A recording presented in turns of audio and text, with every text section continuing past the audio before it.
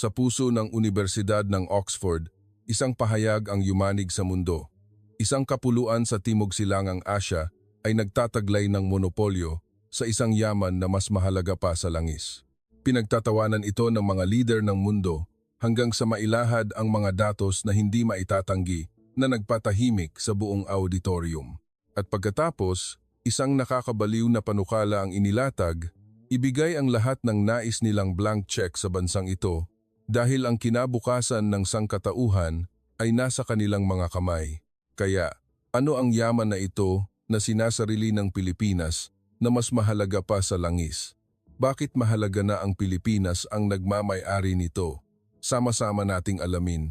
Bago tayo magsimula sa kwento, nai-like at nai-subscribe mo na ba ang channel? Maraming salamat sa iyong suporta.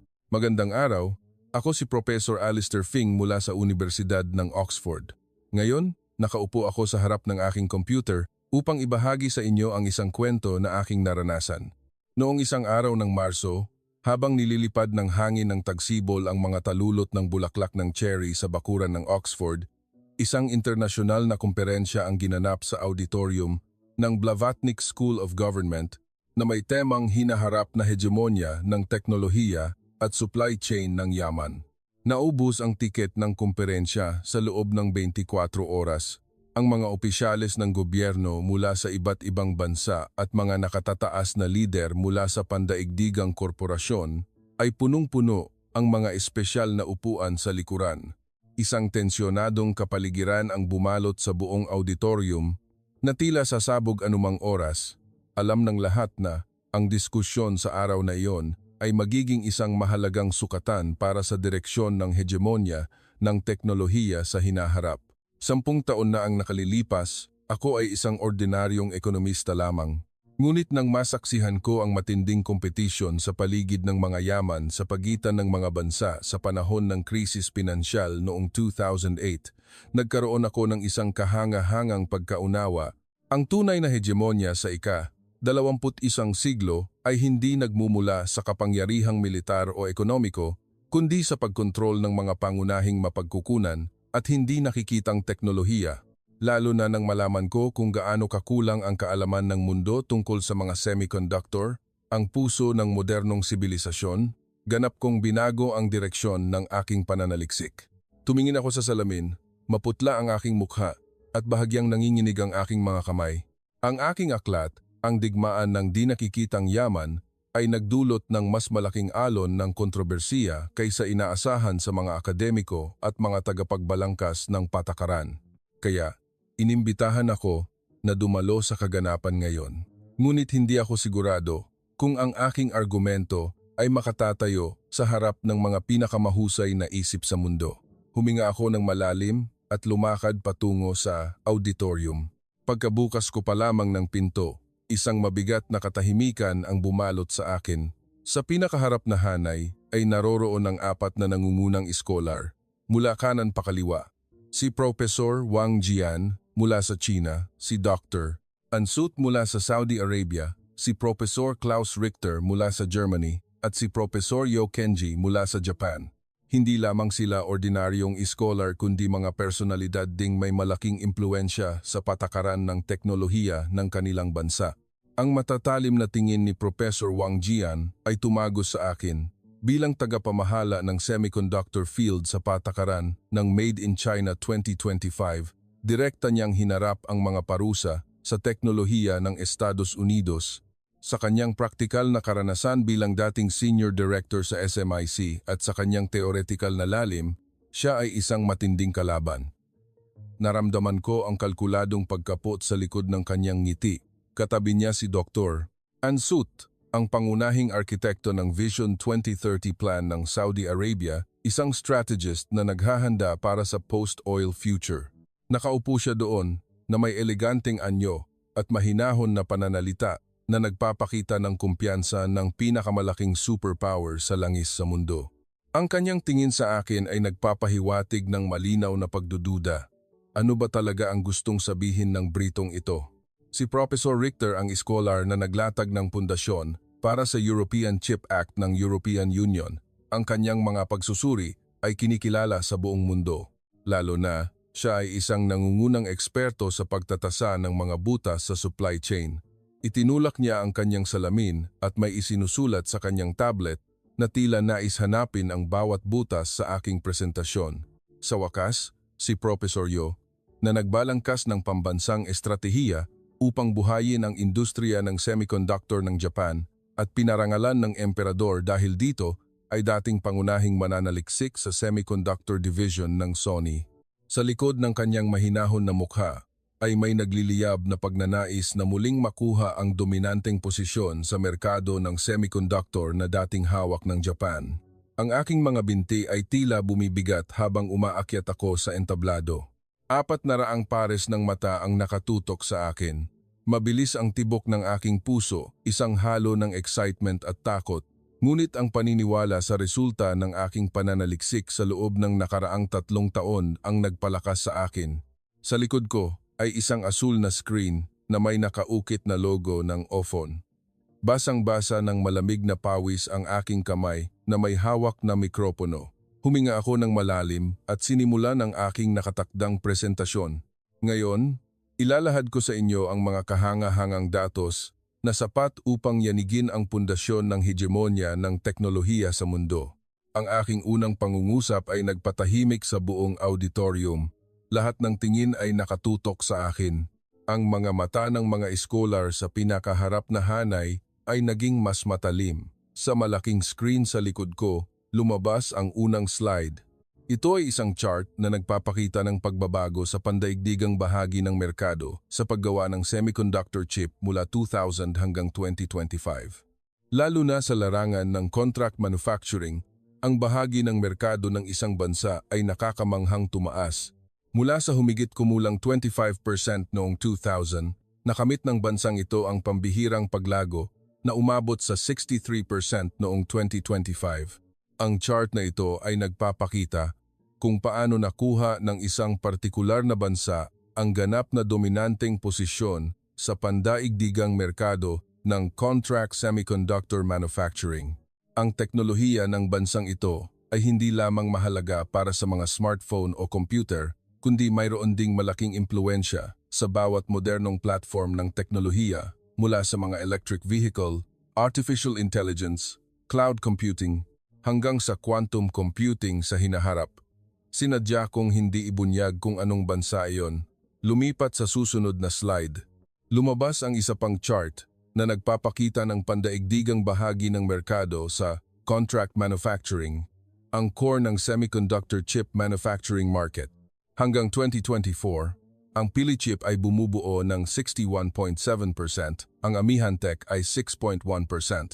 Ang dalawang kumpanyang Pilipino na ito ay sama-samang bumubuo ng 67.8% ng pandaigdigang bahagi ng merkado. Ang Samsung Electronic ay bumubuo ng 11% at ang ibang mga kumpanya ay ang natitira. Ang unang tanong, gaya ng inaasahan, ay nagmula kay Professor Wang Jian ng China. Ikinurap niya ang kanyang mga mata sa akin, itinaas ang kanyang kilay. Professor Fing, gusto kong malaman kung nasaan ang bansang iyon. Ang Estados Unidos ba ang tinutukoy mo? Ang tanong ni Professor Wang Jian ay may bahagyang pambubuska.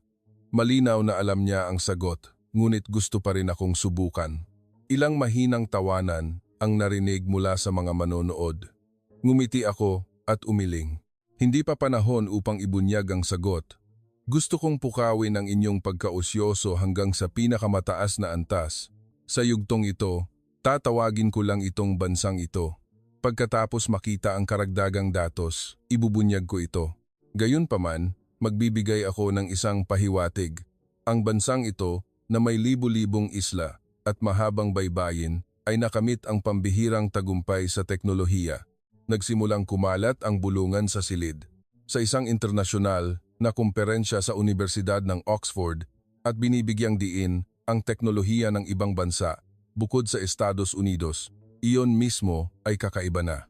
Ilang manonood ang nagsimulang magbulungan, ang mga mukha ng mga scholar sa pinakaharap na hanay ay lalong naging tensyonado. Lumipat sa susunod na slide. Lumabas ang mas tiyak na mga numero. Iyon ay isang talahanayan ng pandaigdigang bahagi ng merkado sa bawat larangan ng industriya ng semiconductor. Hanggang 2023, Kung titingnan ang datos sa larangan ng semiconductor design, ang Estados Unidos ay bumubuo ng 65%. Sa larangan ng equipment manufacturing, nangunguna ang Estados Unidos at Japan na may 24% bawat isa. Ngunit sa aktwal na kapasidad ng produksyon, lalo na sa larangan ng semiconductor chip fabrication, ang bansang ito ay bumubuo ng ganap na numero 1. Sa advanced process technology, sila rin ay nasa pinakamataas na antas sa mundo. Sa sandaling iyon, muling nagtanong si Professor Wang Jian. Ang kanyang boses ay malinaw na nagpapahiwatig na ng kanyang hinala.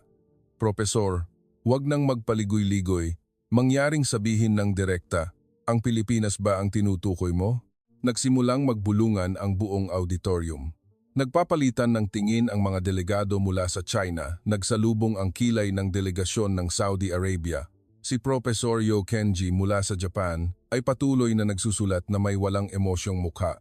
Tumango ako at ngumiti. Oo, tama ang hinala ni Professor Wang Jian.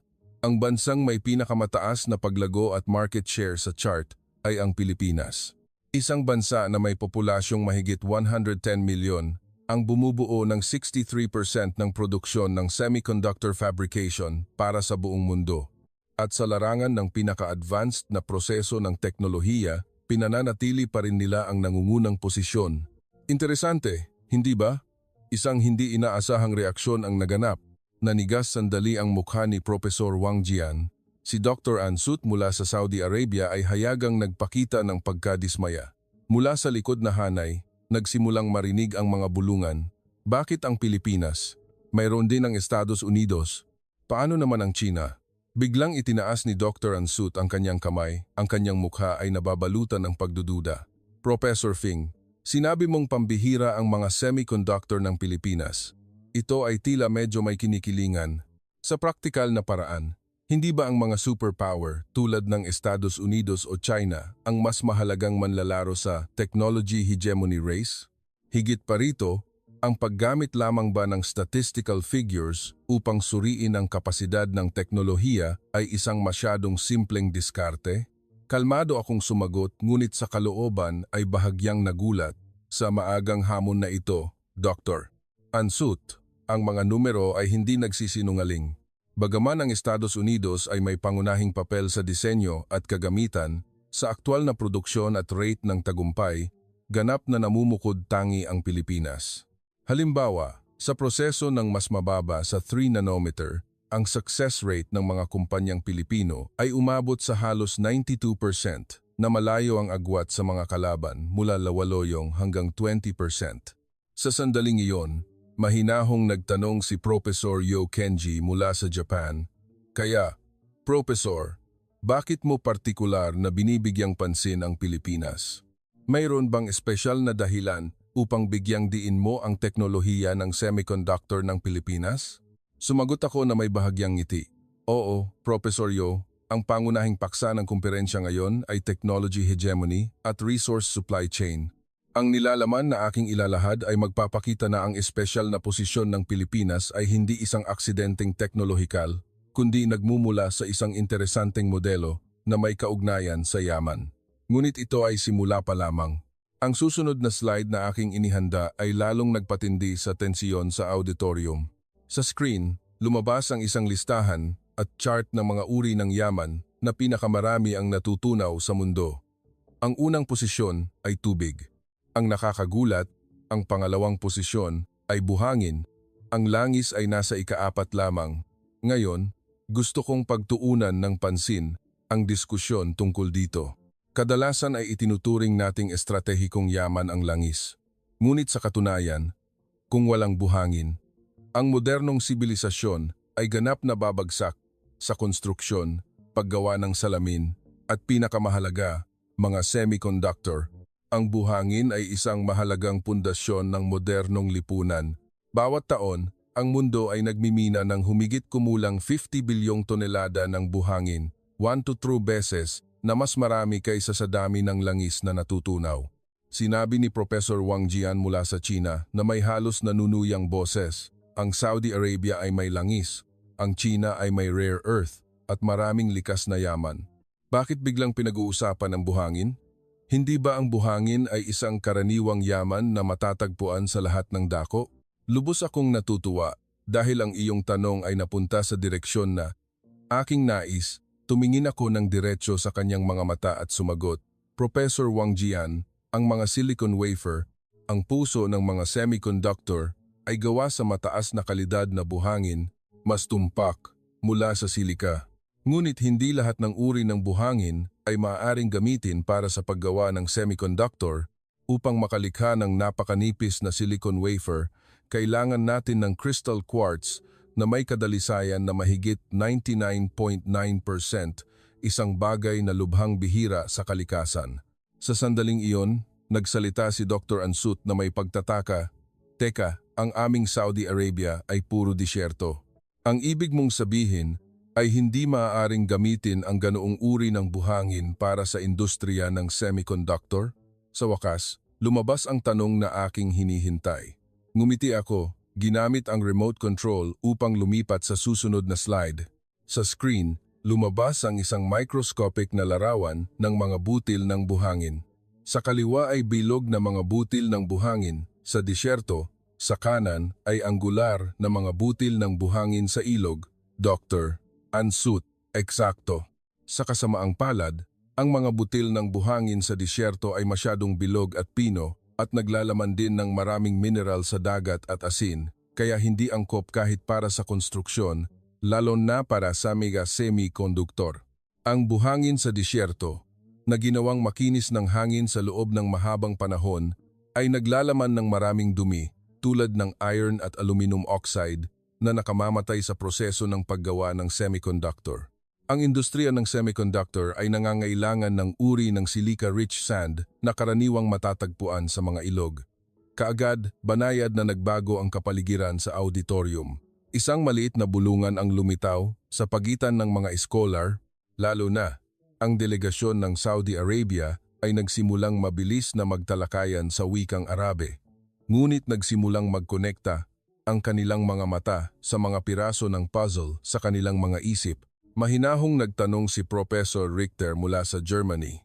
Kaya ang ibig mong sabihin, ang Pilipinas, isang bansa na may mahabang baybayin, maraming kabundukan at ilog, ay konektado sa yamang buhangin na ito?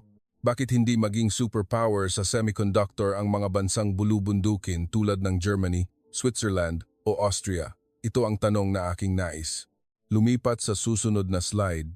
Isang topographic map at ang distribusyon ng mga ilog sa Pilipinas ang lumabas. Professor Richter, isang napakagandang tanong. Ang pagiging espesyal ng Pilipinas ay nasa geograpikal nitong katangian. Sa mga maringal na kabundukan tulad ng Sierra Madre na tumatakbo sa bansa, ang Pilipinas ay nagtataglay ng mga batong pinagmumulan ng quartz. Ang lubhang mahalaga ay ang pagkakaroon ng maraming malalaking ilog na nagmumula sa mga kabundukang ito tulad ng Ilog Cagayan sa Luzon at ang mga ilog sa Mindanao.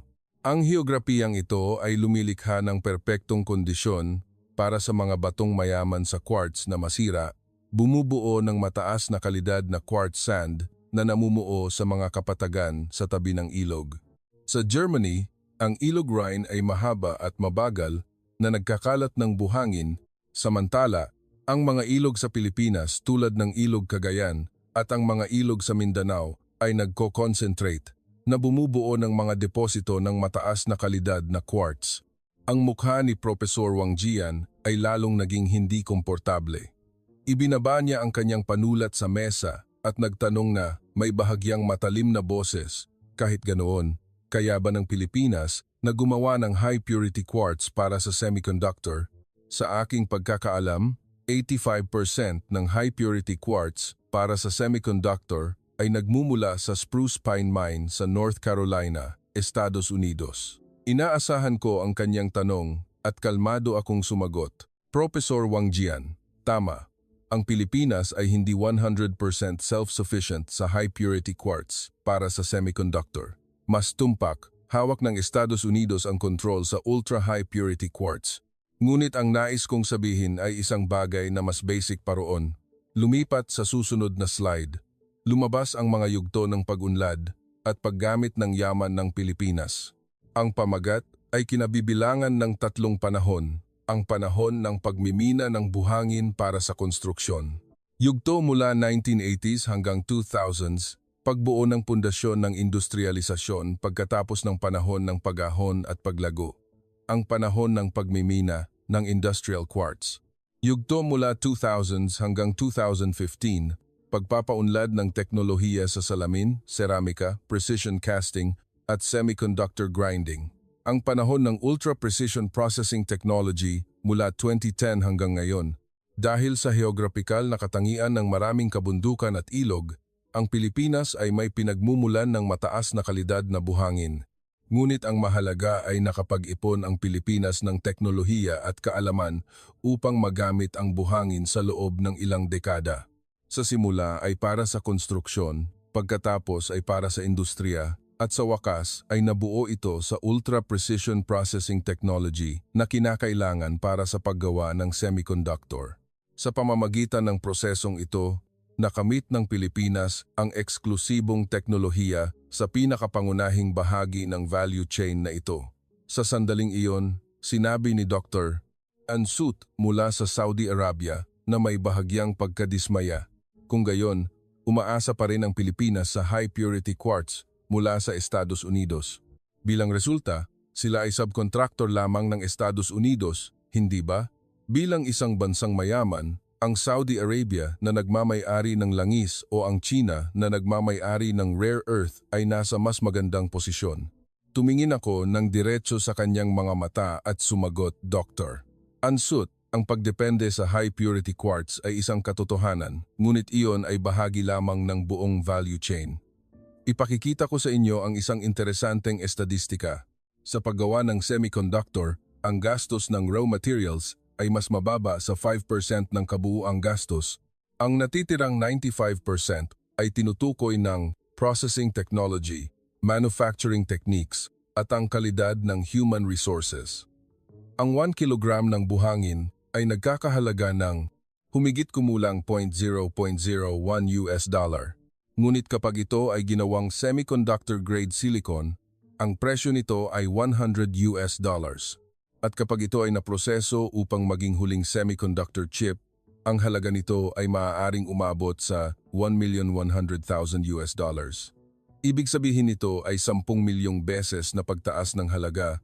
Ang pahayag na ito ay nagdulot ng bulungan ng paghanga sa buong auditorium. Ilang manonood ang nagsimulang magsulat.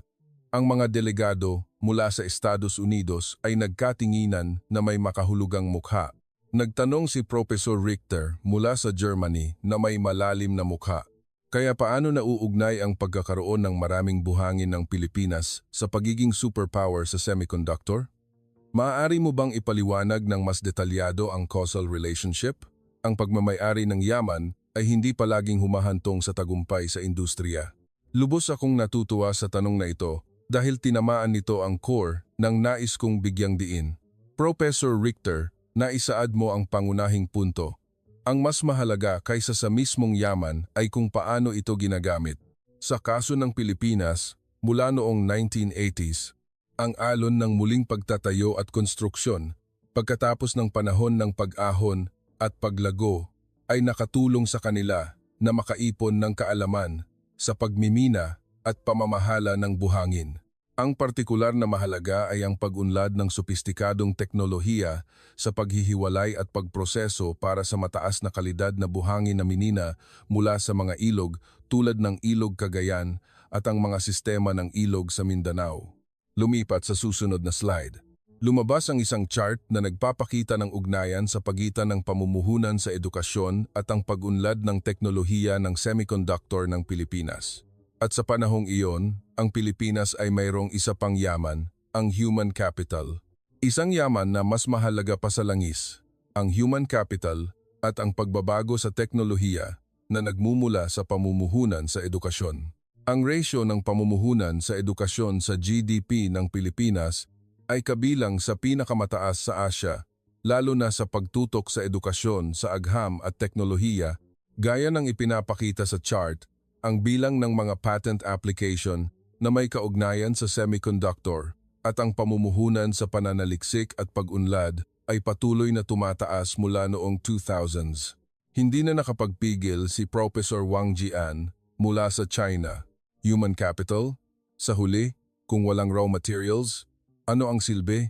Kami sa China, lalo na sa mainland China, ay may malaking reserba ng rare earth, kasama ang malawak na domestic market at matatag na pundasyon ng produksyon.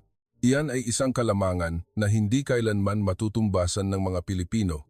Tumingin ako ng diretso sa kanyang mga mata at sumagot, Professor Wang Jian, ang tanong, kung ang reserba ng rare earth ay talagang may kaugnayan sa pambansang kakayahan sa kompetisyon ay isang bagay na dapat pag-isipan. Mayroong isang interesanteng estadistika. Ang China ay bumubuo ng humigit kumulang 60% ng produksyon ng rare earth sa mundo, ngunit ang kanilang bahagi sa merkado sa mga produkto ng high-tech na gumagamit ng rare earth ay mas mababa sa 20%. Sa kabaligtaran, halos hindi gumagawa ng rare earth ang Pilipinas, ngunit may malaking impluensya sa merkado ng mga produkto ng high-tech na gumagamit ng mga materyales na ito. Bahagyang nanigas ang mukha ni Professor Wang Jian. Tila mabilis siyang naghahanda ng susunod na rebuttal, ngunit ipinagpatuloy ko ang aking presentasyon gaya ng ipinapakita sa chart, ang kaalaman sa proseso ng produksyon, teknolohiya ng buhangin, at human capital ng Pilipinas ay nagkaisa na lumikha ng isang kahanga-hangang synergy na nagresulta sa posisyon ng isang superpower sa semiconductor ngayon. Ang partikular na interesante ay ang success rate ng industriya ng semiconductor ng Pilipinas. Kahit na ginagamit ang parehong disenyo at kagamitan, ang success rate ng mga kumpanyang Pilipino ay karaniwang mas mataas ng 10 hanggang 25% kaysa sa mga kalaban. Ito ay makakamit lamang sa pamamagitan ng teknolohiya, kontrol sa proseso, at sopistikadong pamamahala ng kalidad. Sinabi ko ang mga salitang ito, ngunit lalong bumibilis ang tibok ng aking puso. Habang mas matalim ang mga tanong, lalong nanginginig ang aking kumpiyansa. At mula sa mukha ng mga iskolar, nakikita ko ang malinaw na pagdududa. Lalo na, ang delegasyon ng China at Saudi Arabia ay halos nagpapahiwatig ng pagkapot. Ngunit kailangan kong idirekta ang kumperensya ayon sa plano. Lumipat sa susunod na slide, lumabas ang pamagat na weaponization ng yaman. Ngayon, isang mahalagang aspeto na kailangan nating isalang-alang ay ang potensyal na weaponization ng yaman. Sa kasaysayan, ang mga yaman tulad ng langis ay ginamit bilang isang kasangkapan upang magdulot ng panggigipit sa politika. Ang oil crisis noong 1973 ay isang klasikong halimbawa. Kaya, maaari bang maging weaponized ang isang yaman tulad ng buhangin? Tumayo mula sa kanyang upuan si Professor Wang Jian mula sa China. Professor Fing, puno rin ng buhangin ang Saudi Arabia. Ang China ay mayroon ding malalaking disyerto. Bakit ang Pilipinas lamang ang partikular mong binibigyang pansin? Hindi ito isang objetibong pananaliksik, kundi isang kinikilingan sa isang partikular na bansa.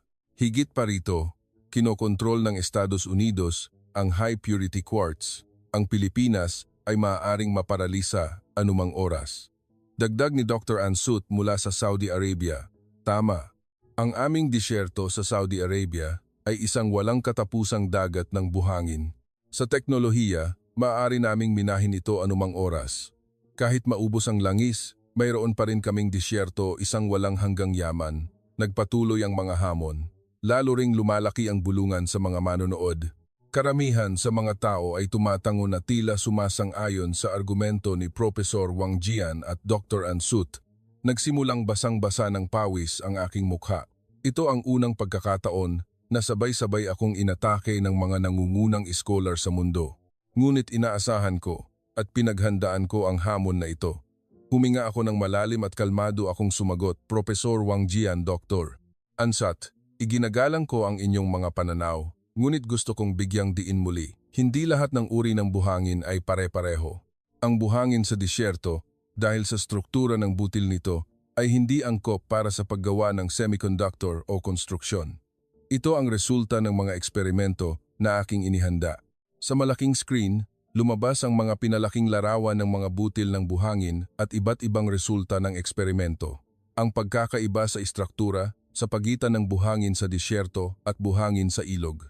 Ang pagkakaiba sa tibay kapag hinaluan ng semento. Ang pagkakaiba sa kadalisayan.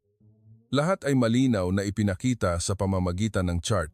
Ang konkretong gawa sa buhangin sa disyerto ay may tibay lamang na 30 hanggang 40% kumpara sa paggamit ng buhangin sa ilog. Higit pa rito, upang makamit ang kadalisayan na 99.999% na kinakailangan para sa paggawa ng silicon wafer, kailangan natin ng quartz na nabuo sa partikular na geological conditions. Hindi sinasapat ng buhangin sa disyerto ang kondisyong iyon. Itinulak ni Professor Richter mula sa Germany ang kanyang salamin at matalas na nagtanong, kung ang buhangin ng Pilipinas ay napakahusay, bakit ang localization rate ng kanilang high-purity quartz ay 0%? Ang presentasyon ng propesor ay tila may lohikal na kontradiksyon, lalo pang naging agresibo ang kapaligiran sa auditorium. Maging sa gitna ng mga manonood, naramdaman ko ang mga tingin ng pagdududa na nakatutok sa akin. Malamig na pawis ang dumadaloy sa aking likod. Ngunit ngayon, hindi na ako maaaring umurong.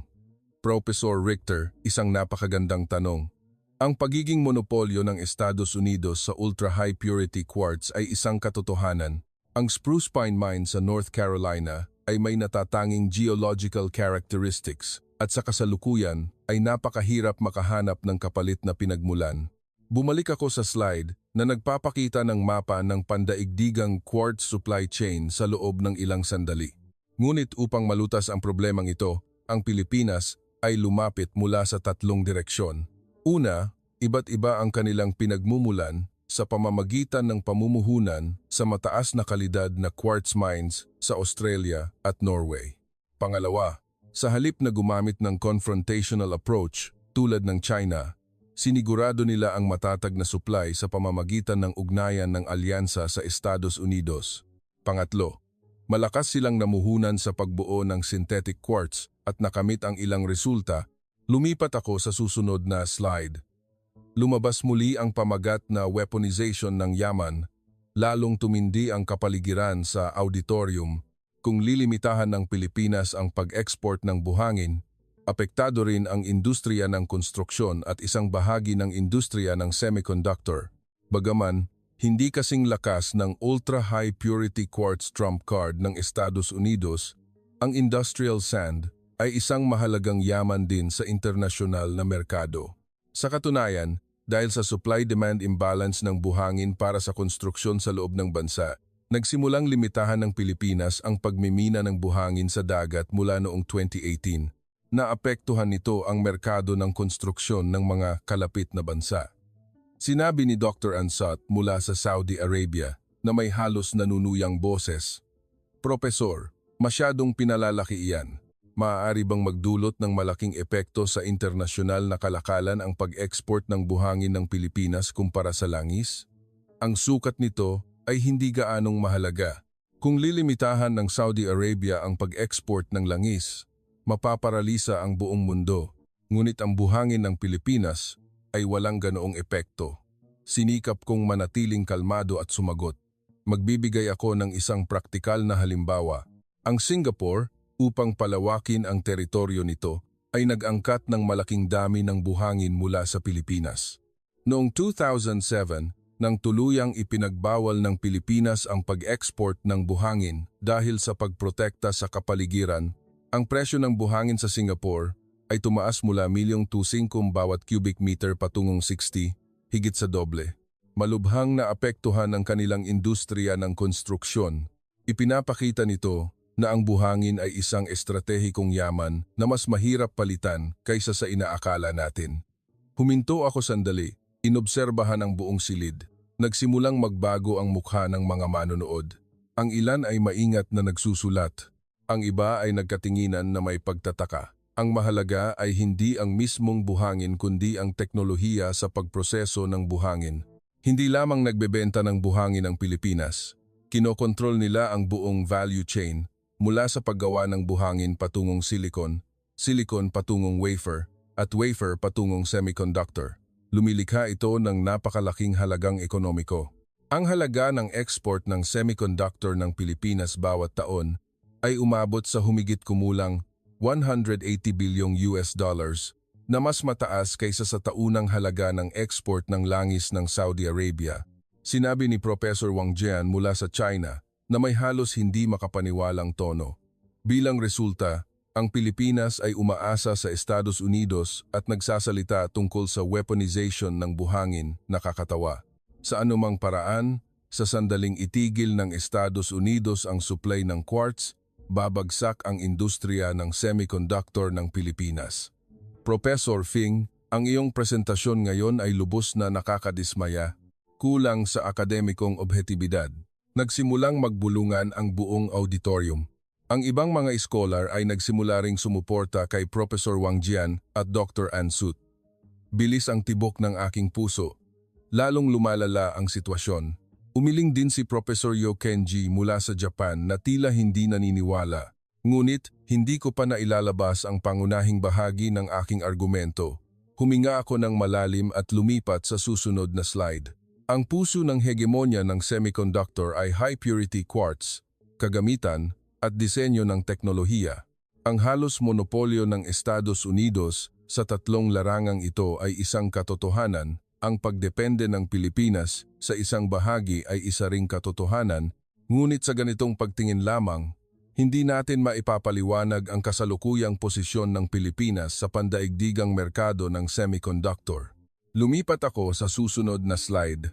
Sa ilalim ng pamagat na estado ng mga patent ng semiconductor ng Pilichip at Amihan Tech, lumabas ang isang listahan ng mga pangunahing patent na pag-aari ng mga kumpanyang Pilipino at ang kanilang halaga.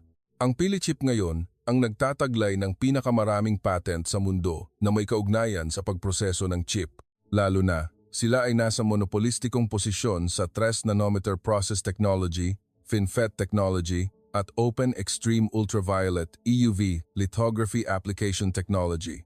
Ang mga patent na ito ay ganap na hindi makukuha sa pamamagitan lamang ng contract manufacturing para sa teknolohiya ng Estados Unidos. Tumango si Professor Richter mula sa Germany. Oo, mahalaga ang mga patent. Ngunit Professor, sa huli ay inamin mo rin na ang Pilipinas ay isang dependent na partido kung dahil sa estratehikong dahilan ay itinigil ng Estados Unidos ang pag-export ng high-purity quartz. Ano ang mangyayari sa industriya ng semiconductor ng Pilipinas? Ngumiti ako sa kanya. Ang pangunahing tanong, Professor Richter, una sa lahat, ilalahad ko ang isang katotohanan. Ang Pilipinas ay naghanda para sa senaryo na iyon. Alam niyo ba ang tungkol sa trade war sa pagitan ng South Korea at Japan noong nakaraan? Noong 2019, nang limitahan ng Japan ang pag-export ng 3 pangunahing materyales ng semiconductor sa South Korea, ang Samsung ay nalagay sa malaking kaguluhan. Sa panahong iyon, kami sa Pilipinas ay muling nagkaroon ng kamalayan sa kahalagahan ng self-sufficiency sa mga materyales ng semiconductor. Sa makatuwid, sa panahong iyon, pinilit ng gobyerno at mga kumpanya ng semiconductor ng Pilipinas ang localization ng mga pangunahing materyales ng semiconductor. Sa loob lamang ng 4 na buwan, nagtagumpay silang gawing lokal at makapagtayo ng mga alternatibong supply chain. Hindi ito isang aksidente. Higit pa rito, ang Pilipinas ay may teknolohiya ng produksyon at human capital sa pinakamataas na antas sa mundo. Hanggat masisiguro ang ultra-high purity quartz, kaya pa rin nilang magpakita ng matinding kakayahan sa kompetisyon kahit wala ang Estados Unidos. At ang Pilipinas ay namuhunan ng mahigit 2 bilyong US dollars taon-taon sa pagbuo ng synthetic quartz, kasabay ng pagkuha ng stakes sa quartz mines sa Australia at Canada. Narinig ang mga pagdududa sa gitna ng mga scholar, human capital o mga kaso ng pagbabago sa teknolohiya. Mayroon bang mga konkretong halimbawa? Tila abstraction lamang ang mga argumentong iyon. Itinuring ko itong isang mahalagang tanong at lumipat sa susunod na slide. Sa ilalim ng pamagat na mga kaso ng pagbabago sa teknolohiya ng semiconductor ng Pilipinas, lumabas ang isang listahan ng mga partikular na pagbabago sa teknolohiya. Magbibigay ako ng ilang konkretong halimbawa. Una, ang 5 nanometer process technology na unang ginawang komersyal ng Pilichip sa mundo noong 2020. Ito ay isang inobasyon na lubhang nagpataas ng density ng transistor sa parehong lugar. Ito ay isang technological leap na hindi nakamit ng anumang kumpanya sa Estados Unidos o China. Ipinakita ko ang mga larawan ng cross-section ng 5 nanometer process at ang proseso ng produksyon ng bawat layer. Pangalawa, ang susunod na henerasyong Angai processor technology ng Amihan-Tech ay lubhang nagpabuti sa AI computing performance sa mga smartphone chipsets. Ang teknolohiyang ito ay resulta ng tagumpay ng mga inhinyerong Pilipino sa isang diskarte na tinalikuran ng Qualcomm.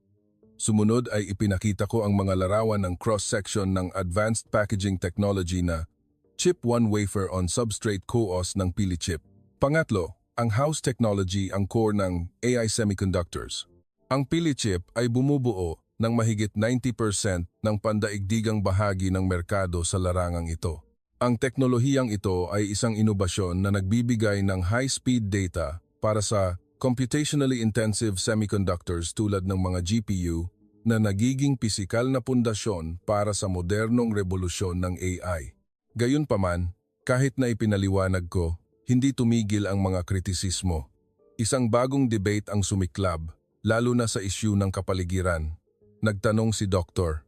Ansut mula sa Saudi Arabia na may hamon, sige, sabihin na nating ginagamit ng Pilipinas ang mataas na kalidad na buhangin, ngunit ang labis na pagmemina ng buhangin mula sa mga ilog o baybayin ay hindi ba magdudulot ng pinsala sa kapaligiran? Tulad ng pagmimina ng shale oil ng Estados Unidos na kinukondena dahil sa pagkasira ng kapaligiran, ang pagmimina ng buhangin ng Pilipinas ay mayroon ding problema sa sustainability. Ang tanong na ito ay tumama sa isang sensitibong issue. Ang issue ng kapaligiran ay isa sa mga pinakamahalagang pagsasaalang-alang sa anumang aktibidad ng pagmimina ng yaman. Maingat akong sumagot. Ang kritisismo ni Dr. Ansut ay napakahalaga, tama. Iyon ang dahilan kung bakit binawasan ng gobyerno ng Pilipinas nang malaki ang pagmimina ng buhangin sa dagat mula noong 2016 at nagsimulang mamuhunan sa pagbuo ng mga alternatibong materyales. Ang partikular na kapansin-pansin ay ang environmental resilience ng Pilipinas. Lumipat ako sa susunod na slide na nagpapakita ng mga kaso tungkol sa coastal at river restoration plans sa Pilipinas. Sa nakalipas na ilang taon, ang Pilipinas ay namuhunan ng kabuuang $80 billion sa mga proyekto ng ecosystem restoration sa mga pangunahing lugar ng pagmimina ng buhangin tulad ng Cagayan River Basin at ang Mindanao River Systems. Lalo na, ang River Basin Ecological Restoration Plan ay itinuturing na isang pilot case sa mundo. Bukod pa rito, sila rin ang nangunguna sa teknolohiya ng pagbuo ng artificial sand mula sa industrial waste. Sinabi ni Professor Wang Jian mula sa China na may mapanuyang tono, kaya ang resulta ay hindi maaring minahin sa malaking dami para sa export o weaponization? Kung gayon, wala ring silbi ang buhangin, hindi ba? Ang argumento, ang professor, ay self-contradictory. Lalo pang naging agresibo ang kapaligiran sa auditorium. Ilang manonood ang umiling. Ang iba ay nagpakita ng pagkadismaya. Tila bumabagsak ang aking argumento, lalo na nagkatinginan ang delegasyon ng Saudi Arabia at nagtawanan. Ngunit biglang, nagbigay si Professor Richter mula sa Germany ng mas neutral na tanong. Narinig ko na ang Pilipinas ay may matagumpay na mga kaso sa marine ecosystem restoration. Paano naman iyon?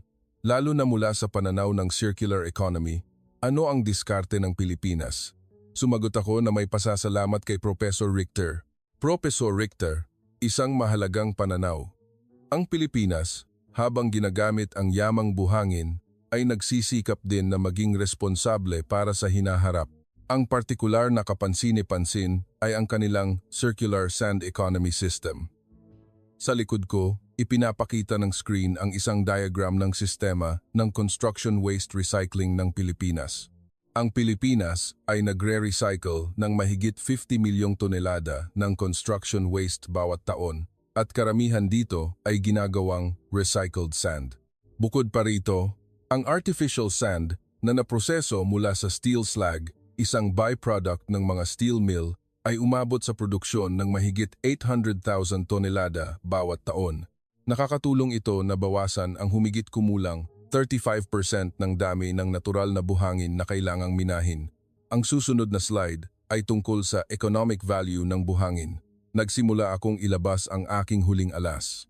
Ang mataas na kalidad na buhangin ay talagang maaaring umabot sa presyo ng langis.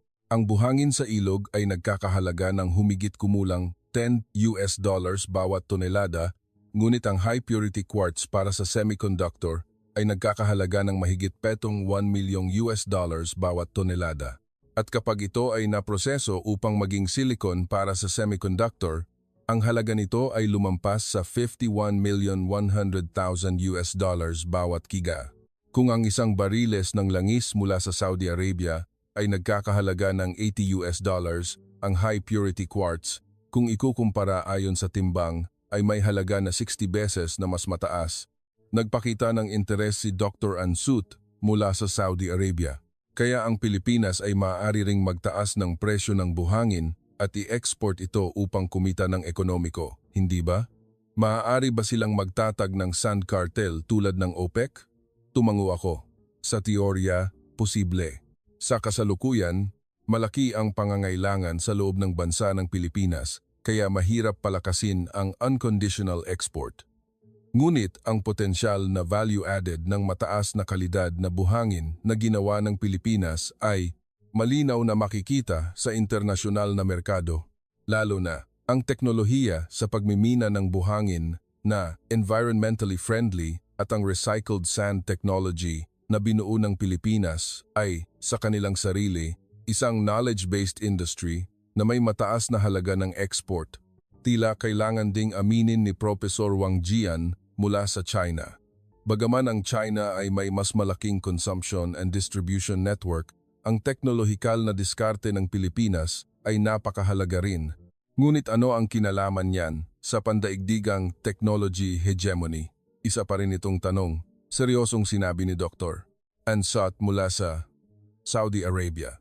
Sa katunayan, ang buhangin ay tila karaniwan, ngunit ang uri na ginagamit para sa konstruksyon o semiconductor ay talagang napakahalaga. Kami sa Saudi Arabia, habang naghahanda para sa post-oil era, ay kailangan ding isaalang-alang ang aspetong ito. Nang medyo kumalma ang kapaligiran, biglang tumayo mula sa kanyang upuan si Professor Wang Jian at itinaas ang kanyang kamay. Professor, mula kanina pa ay pinupuri mo lang ang Pilipinas. Nakakatanggap ka ba ng research funding mula sa mga kumpanyang Pilipino? Ang resulta ay kung wala ang Estados Unidos, walang kwenta ang Pilipinas. Kung walang quartz ng Estados Unidos, walang semiconductor equipment ng Estados Unidos, walang design software ng Estados Unidos, ang industriya ng semiconductor ng Pilipinas ay hindi makakatagal ng isang araw. Si Dr. Ansut mula sa Saudi Arabia ay biglang nagbago rin ng saloobin. Naniniwala rin kami na ang mga disyerto ay maaaring gamitin para sa industriya ng semiconductor sa pamamagitan ng special chemical processing. Ang Saudi Arabia sa Vision 2030 Plan ay namuhunan ng $10 bilyong sa pagbuo ng advanced materials.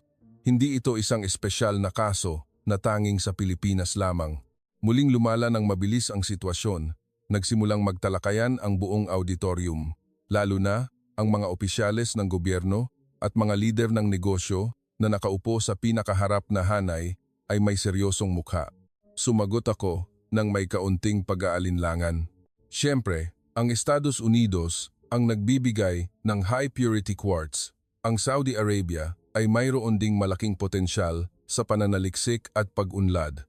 Hindi ko sinasabi na ang Pilipinas lamang ang espesyal, kundi sinusuri ko ang isang modelo kung paano ang isang pangunahing yaman tulad ng buhangin ay maaaring magdulot ng pambansang kakayahan sa kompetisyon. May isang sumigaw mula sa likod ng auditorium. Ngunit bakit ang Pilipinas lamang ang iyong pinapanigan? Isang hindi objetibong presentasyon. Matatalim na nagtanong si Professor Richter mula sa Germany.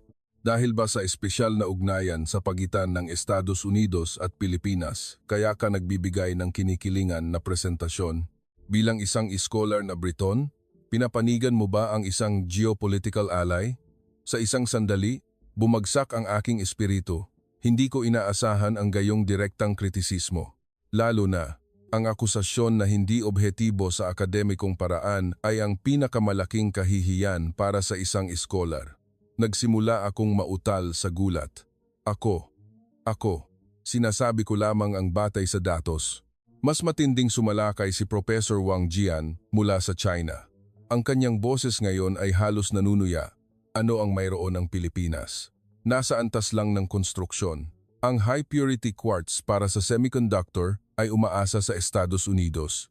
Ang teknolohiya ng produksyon ay nangangailangan din ng kagamitan mula sa Estados Unidos. Ang EUV lithography equipment ay gawa lamang ng ASML ng Netherlands. Binili lamang ito ng Pilipinas at ginagamit.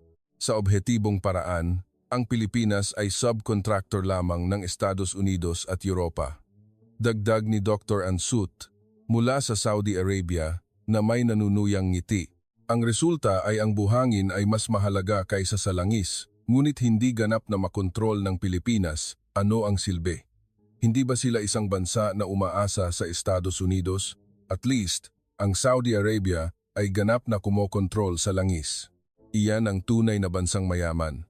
Nanigas ang kapaligiran sa auditorium, basang-basa ng pawis ang aking noo, bahagyang nanginginig ang aking mga kamay, mabilis ang tibok ng aking puso.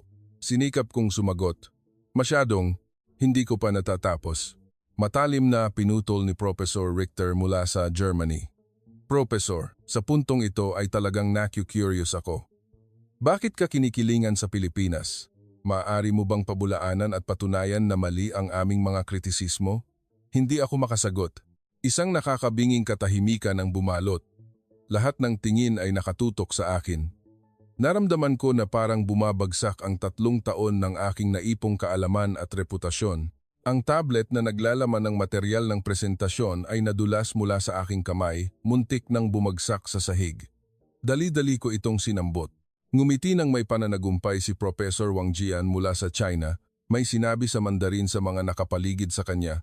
Pagkatapos ay nagsalita ng malakas sa Ingles. Malinaw na. Sa huli, sa sandaling higpitan ng Estados Unidos ang supply ng buhangin, walang magagawa ang Pilipinas. Ang kumperensya ngayon ay muling kinumpirma ang pagkiling sa Asya. Hindi rin naitago ni Dr. Ansut mula sa Saudi Arabia ang kanyang panunuya. Professor, kung hindi komportable, hindi na kailangang sabihin.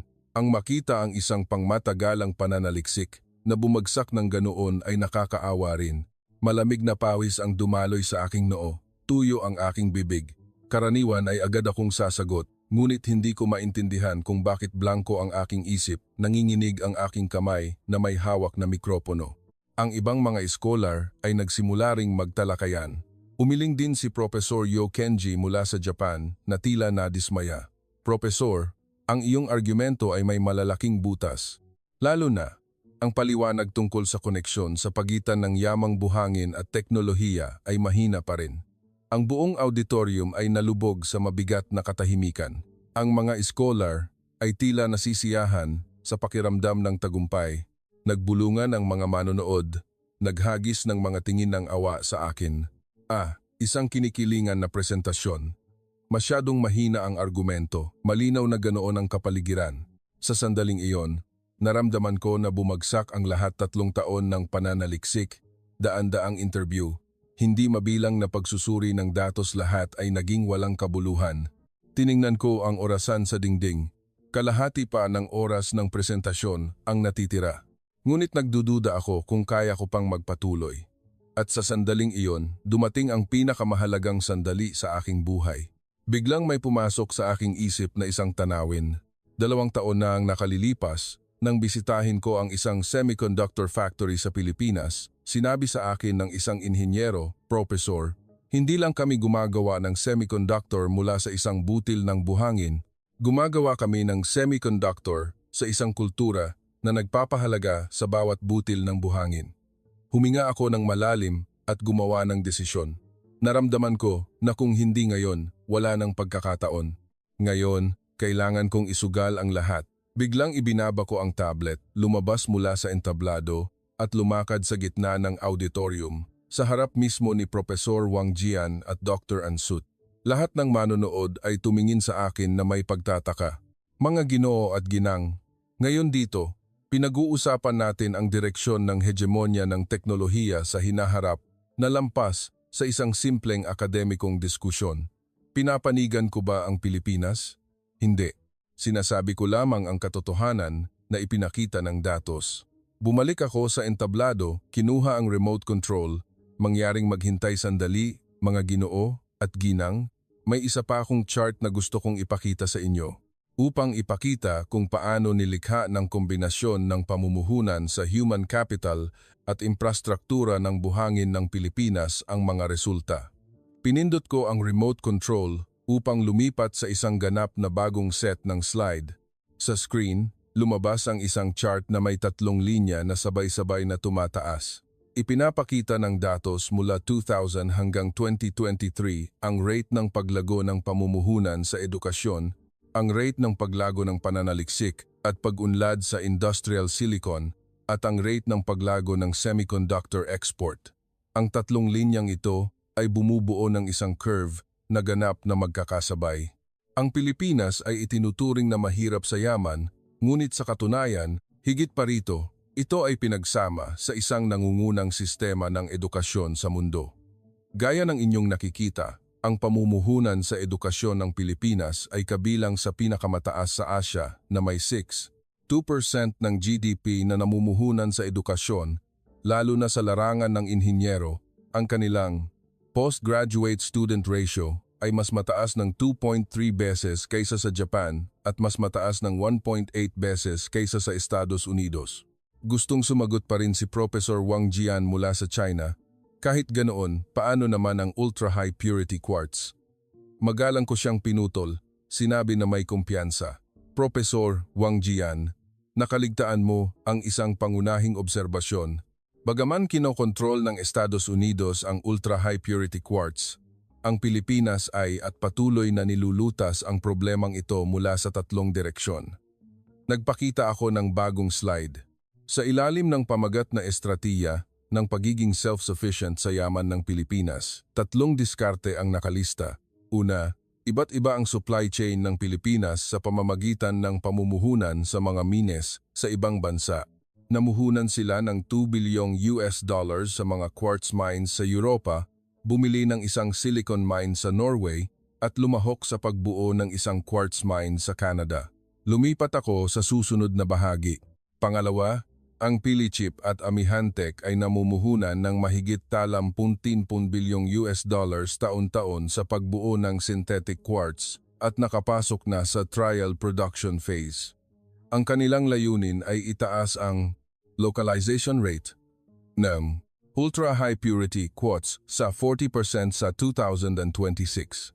Nagsimulang magpakita ng interes si Professor Richter. Inayos niya ang kanyang salamin at nakinig ng maingat. Pangatlo, in-optimize ng Pilipinas ang proseso ng lithography upang makamit ang success rate na mas mataas ng 25% kaysa sa mga kalaban kahit na ginagamit ang parehong kagamitan. Malaki ang epekto nito sa pagbawas ng pagdepende sa raw materials. Nagsimulang banayad na magbago ang kapaligiran sa auditorium. Ilang iskolar ang napansin ang slide at nagsimulang magbulungan. Lalo na, biglang nagsimulang magsulat si Profesoryo Kenji mula sa Japan na may seryosong mukha. Itinuring kong ito na ang tamang oras upang ilabas ang mapagpasyang ebidensya.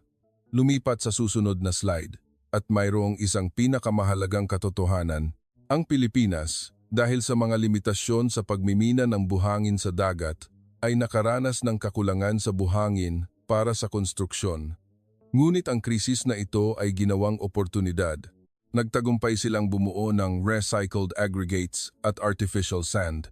Hindi lang ito basta pagprotekta sa kapaligiran, kundi nangunguna rin sa pagbabago sa teknolohiya ng konstruksyon at agham ng materyales. Sa likod ko, ipinapakita ng screen ang mga larawan ng sistema ng construction waste recycling at pasilidad ng paggawa ng artificial sand ng Pilipinas. Ang artificial sand na batay sa steel slag na binuo ng mga kumpanya ng bakal sa Pilipinas ay may compressive strength na mas mataas ng 30% kaysa sa natural na buhangin habang mas mababa ng 70% ang environmental burden. Ito ay isang halimbawa kung paano ginagamit ng Pilipinas ang teknolohiya upang malampasan ang mga limitasyon sa yaman. Nagpakita na ngayon ng tunay na interes si Professor Richter mula sa Germany. Kaya ang kakayahan sa kompetisyon ng industriya ng semiconductor ng Pilipinas ngayon ay ang pinagsamang resulta ng teknolohiya ng buhangin at human capital. Isang interesanteng pananaw, hindi ko pa nakita ang pagsusuring ito kahit saan. Sumagot ako na may kumpiyansa. Eksakto, salungat sa karaniwang paniniwala na kulang sila sa yaman, ang Pilipinas ay talagang mayaman sa buhangin mula sa mga kabundukan at ilog na sinamahan ng pagbabago sa teknolohiya sa pamamagitan ng edukasyon.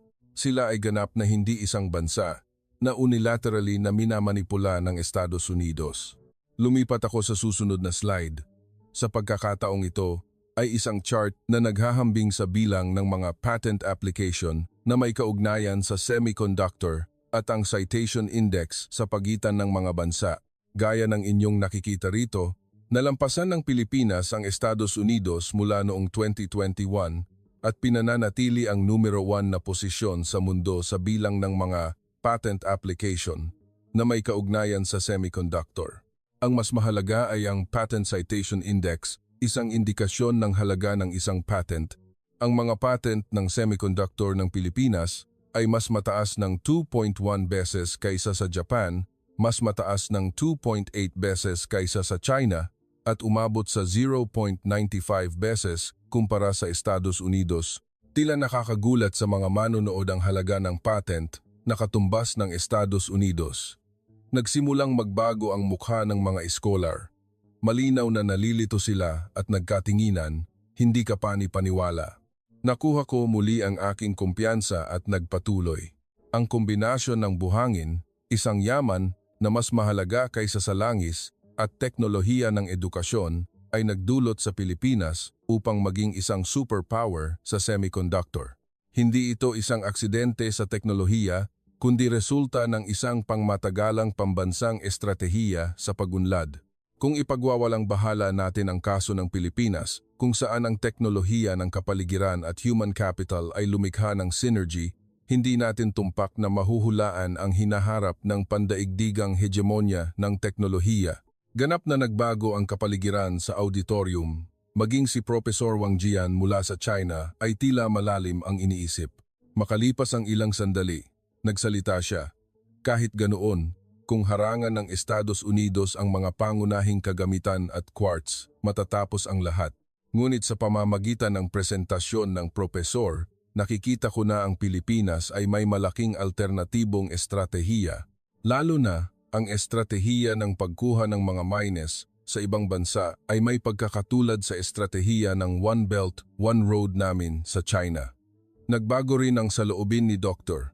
Ansut mula sa Saudi Arabia.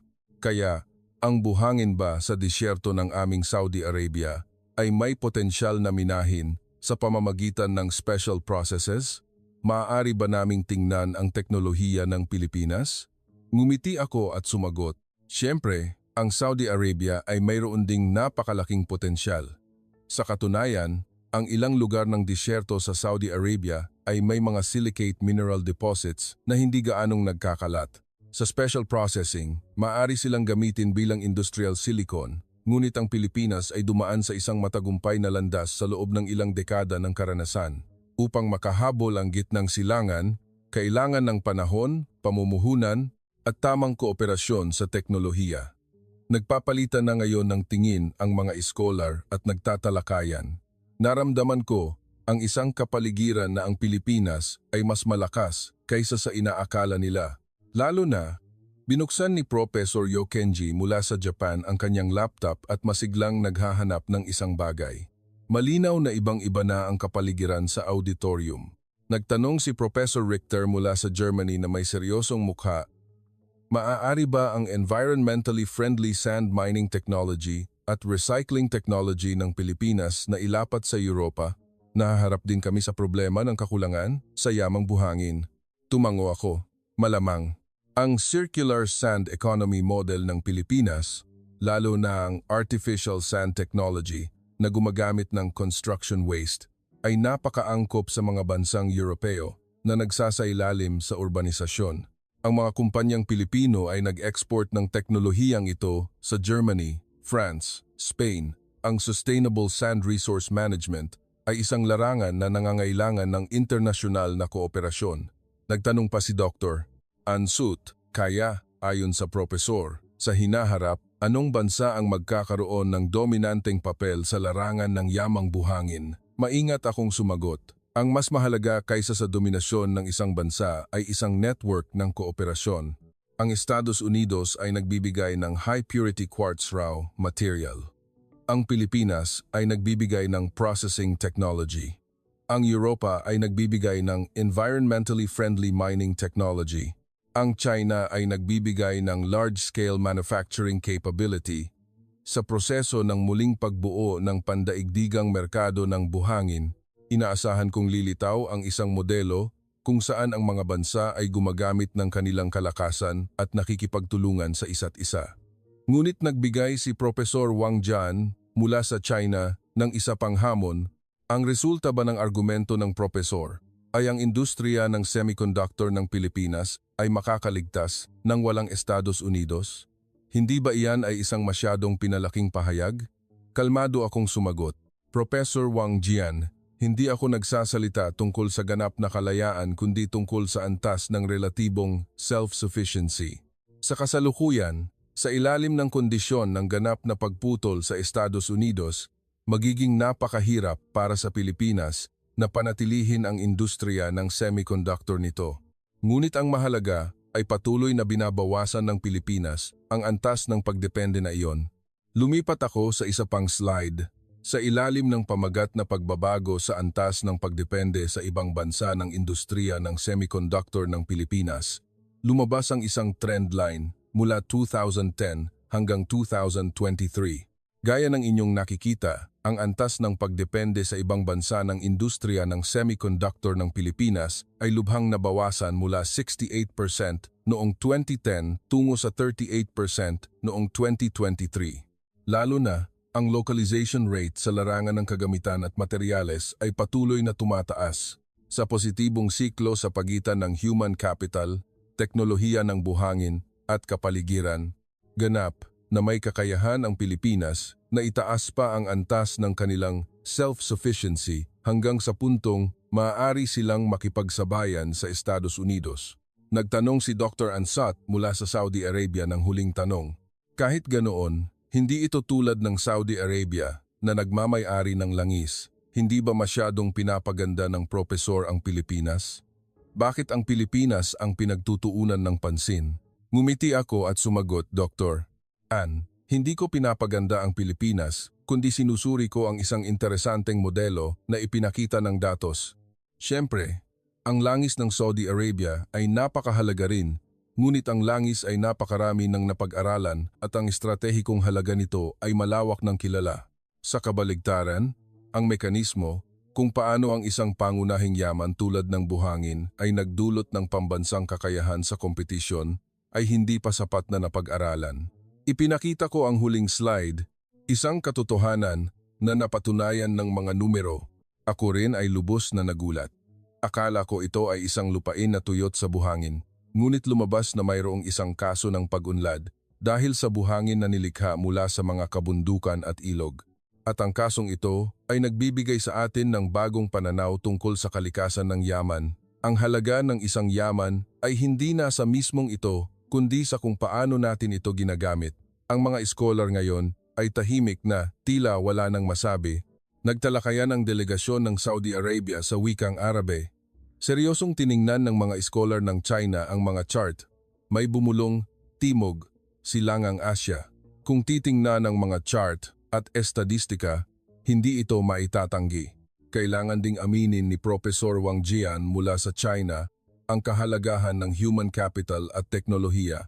Kami sa China ay kailangan ding mamuhunan ng mas marami sa teknolohiya ng pagmimina sa halip na magtuon lamang sa mismong yaman. Si Dr. Ansut mula sa Saudi Arabia ay tila malalim din ang iniisip. Maaari ba nating malampasan ang mga limitasyon ng buhangin sa disyerto sa pamamagitan ng teknolohiya tulad ng Pilipinas? kailangan nating idagdag ang pananaw na ito sa Vision 2030 Plan. Nagtatalakayan din ang mga scholar ng Germany at Japan. Ang isipin lamang ang pagdepende sa Estados Unidos, ang mataas na kalidad na materyales at ang alternatibong patakaran ng Pilipinas ay napaka-interesante. Kailangan ding isaalang-alang ng Europa ang diskarteng ito. Tiningnan ko ang kanilang reaksyon at tinapos ang presentasyon, mga ginoo at ginang. Sa simula, bagaman minamaliit natin ang Pilipinas, ang kombinasyon ng buhangin, teknolohiya at human capital na aking nabanggit ay ang nakatagong pundasyon na nagdulot sa industriya ng semiconductor ng Pilipinas sa numero 1 na posisyon sa mundo. Hindi ito isang aksidente sa teknolohiya kundi resulta ng kombinasyon ng geograpikal na katangian at mga pagpapahalaga sa kultura ng bansang iyon. Ang mga Pilipino, sa isang kultura na nagpapahalaga sa bawat butil ng buhangin, ay nakalikha ng mga nangungunang semiconductor chip sa mundo. Huminga ako ng malalim, muling tiningnan ang buong auditorium. Ang hegemonya ng teknolohiya sa mundo ay sa huli ay hindi maaaring monopolyo ng isang bansa. Kung walang pandaigdigang kooperasyon, imposible iyon. Ang quartz ng Estados Unidos, ang processing technology ng Pilipinas, ang materyales ng Japan, ang kagamitan ng Europa, tanging kapag ang lahat ng mga elementong ito ay magkakasamang gumagana, magaganap ang tunay na pagbabago sa teknolohiya. Lumabas ang huling slide na may aking konklusyon. Konklusyon, ang kombinasyon ng buhangin, isang yaman na mas mahalaga kaysa sa langis, at teknolohiya ng edukasyon ay nagdulot sa Pilipinas upang maging isang superpower sa semiconductor. Ang high-purity quartz ay pinangungunahan pa rin ng Estados Unidos, ngunit ang Pilipinas ay pinapataas ang antas ng kanilang self-sufficiency sa iba't ibang paraan. Sa panahon ng interdependence, ang simpleng konklusyon na ang Pilipinas ay isang dependent na bansa lamang ay isang pagkakamali. Kapag nauunawaan natin ang geopolitical significance ng yamang buhangin, mas tumpak nating mahuhulaan ang tanawin ng hegemonya ng teknolohiya sa hinaharap. Ang buong auditorium ay ganap na tahimik, walang sinuman ang nagbigay ng rebuttal. Tumango din si Professor Wang Jian mula sa China at Dr. Ansut mula sa Saudi Arabia ng tahimik. Bigla, may isang tao sa likod na hanay ang nagsimulang pumalakpak. Kaagad, kumalat ang palakpakan sa buong auditorium. Isang napakahusay na pananaliksik, batay sa datos na hindi maitatanggi sa lohikal na paraan. Sa huli, inamin din ni Professor Wang Jian, hindi inaasahang ang isang scholar na Briton ay magbibigay ng ganoong pananaw. Talagang nakakabukas ng isip. Taos-puso ring humanga si Dr. Ansut. Natapos ang kumperensya, matapos umalis ang lahat ng manonood, ako ay nag-iisa na nakatayo sa entablado. Ang huling screen ng slide ay maliwanag pa rin na may nakasulat na buhangin at ang kinabukasan. Bahagya pa ring nanginginig ang aking mga kamay. Ngunit sa pagkakataong ito ay dahil sa kagalakan, ang kumperensya sa Oxford noong araw na iyon ay lumampas sa isang simpleng akademikong diskusyon, naging isang turning point sa aking buhay. Ang mga scholar na sa simula ay nagpakita ng puot ay isa-isang nagpahayag ng interes sa aking pananaliksik. Pagkalipas ng isang buwan, isang espesyal na edisyon ng isang internasyonal na akademikong journal ang inilabas na may temang yamang buhangin at ang kinabukasan ng hegemonya ng teknolohiya. Ang aking pangalan ay nakilala sa mga akademikong lupon bilang isang scholar na nagmungkahi ng isang bagong modelo ng technological geopolitics. Ang pinakakahanga-hangang pagbabago ay ang reaksyon mula sa mga gobyerno. Ang kagawaran ng komersyo ng Estados Unidos ay nagtatag ng isang espesyal na komite upang muling suriin ang estratehikong halaga ng high-purity quartz. Inilabas ng China ang Sand Self-Sufficiency Plan 2030. Ang Saudi Arabia ay nagtatag ng isang research center para sa industrial application ng buhangin sa disyerto. Pinatindi pa ng gobyerno ng Pilipinas ang kanilang sistema ng pamamahala sa pambansang yamang buhangin. Ang pinakamagandang nangyari pagkalipas ng 6 na buwan. May balita na nagtagumpay si Dr. Ansut mula sa Saudi Arabia sa pagbuo ng isang breakthrough technology na nagpapalit ng buhangin sa disyerto upang maging material para sa semiconductor. Sa isang interview sa media, sinabi niya, "Ang presentasyon ni Professor Fing ang nagbigay sa akin ng inspirasyon. Nag-alok din si Professor Wang Jian mula sa China ng research collaboration sa akin. Naglathala si Professor Yo Kenji mula sa Japan ng isang artikulo tungkol sa pangangailangan ng kooperasyon sa pagitan ng Philichip at Rapidus ng Japan. Ngayon, pumasok na ang mundo sa isang bagong bukang liwayway ng kompetisyon sa yaman na tinatawag na digmaan ng buhangin. Ang buhangin ay nagsimulang kilalanin bilang isang yamang mas mahalaga kaysa sa langis at natural gas, na bumubuo ng isang Sand Resource Cooperation Network sa pagitan ng mga bansa, at ang Pilipinas ay nakatayo sa sentro ng network na iyon, hindi lamang bilang isang manufacturing superpower, kundi bilang isang pioneer na nagbabahagi sa mundo ng kanilang sustainable sand resource extraction technology. Sa bawat pagkakataon na iniisip ko ang kumperensya sa Oxford noong araw na iyon, naaalala ko ang sandali na matapang kong hinarap ang katotohanan. Sa simula ay tiniis ko ang panunuya at pagdududa mula sa buong mundo, ngunit sa huli ay nakumbinsi ko sila sa pamamagitan ng datos at lohika. Minsan ang pinakaordinaryong bagay, tulad ng isang butil ng buhangin, ay maaaring magpabago sa buong modelo ng mundo. Ang pinakamahalagang aral ay ang halaga ng isang yaman ay hindi nasa mismong ito kundi sa kung paano natin ito ginagamit. Tulad ng kung paano ginawa ng Pilipinas ang mga ordinaryong butil ng buhangin upang maging puso ng teknolohiya, ang katalinuhan at tiyaga ng tao ay maaaring lumikha ng pambihirang halaga mula sa pinakasimpleng bagay. At iyon ang pinakamalaking pag-asa na gusto kong patunayan noong araw na iyon.